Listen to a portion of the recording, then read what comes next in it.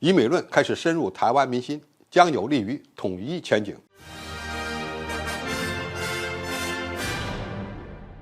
观众朋友，大家好，我是付天少。在俄乌冲突爆发以来，美国对这场危机的态度发生了几次改变，从刚开始的逃避，到后来的坚定支持乌克兰，再到现在的希望让这场危机长期化。俄乌冲突是一场美国维系其霸权的代理人战争，正在严重的消耗俄罗斯，但是也在耗尽乌克兰人的最后一滴血。在美国人看来，这场危机还是未来对付中国的样板。美国正在推动台湾地区当局实施刺猬战略，想要通过一场残酷的城市巷战来增加中国大陆统一的成本。但是在台湾民众看来，不论美国从阿富汗的撤军，还是军援乌克兰，后果都是美国在抛弃和消耗盟友，甚至让乌克兰变成废墟。所以乌克兰危机的发展严重冲击了台湾民众对美国提供的所谓保护的信任度，这也导致了民进党的抗中保台政策被民意所抛弃。再到后来，美国又逼着台积电将芯片生产线迁往美国，被认为是掏空台湾，为中国统一进行最后的布局。加上美国记者公开了拜登政府下令炸毁了北溪输气管道，美国又无法自证清白。前几天，拜登又闯下了大祸，在谈及乌克兰问题时，说出了美国在实施毁台计划。虽然台湾地区当局极力否认，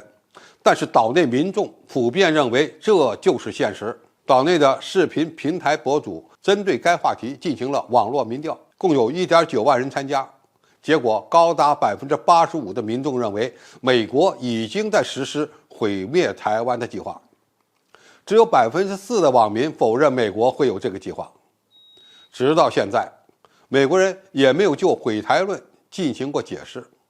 进而让以美论进一步的发酵和扩大。近日，台湾民主文教基金会公布的调查结果显示，以美论正在深入台湾民心，认为美国只是在利用台湾的比例高达 55.4%， 认为真心对台湾好的只有 19.7%。认为美国介入台海起到反作用的为 54.4%， 有 62.3% 的受访者表示不愿意当美国的棋子，认为两岸问题应该自行解决。对美国所谓保障台湾安全没有信心的台湾民众占比高达 49%， 超过了有信心的 42.8%。以美论的快速扩散可以说是美国自作自受的结果，对两岸关系的发展也将造成重大影响。首先，它证明两岸仍有机会避免武统的发生。从民进党在9合1选举中的惨败，再加上以美论的盛行，说明台湾主流民意开始认清美国消耗盟友的真面目。只要台湾民众不愿意当美国的棋子，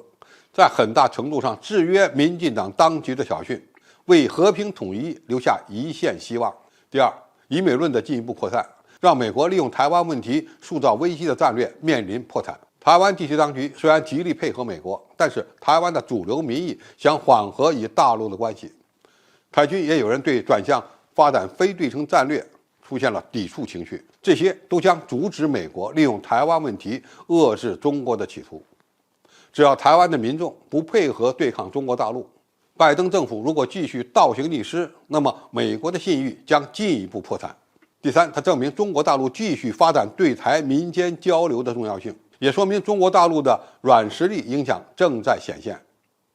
中国大陆现在同时推动两岸交流以反台独，看起来要比实施穷台策略更有效。随着大陆电视剧 APP 在台湾社会占有率的提升，两岸民众在文化上的融合必然会拉近心理上的距离，这对于未来解决台湾问题有正面作用。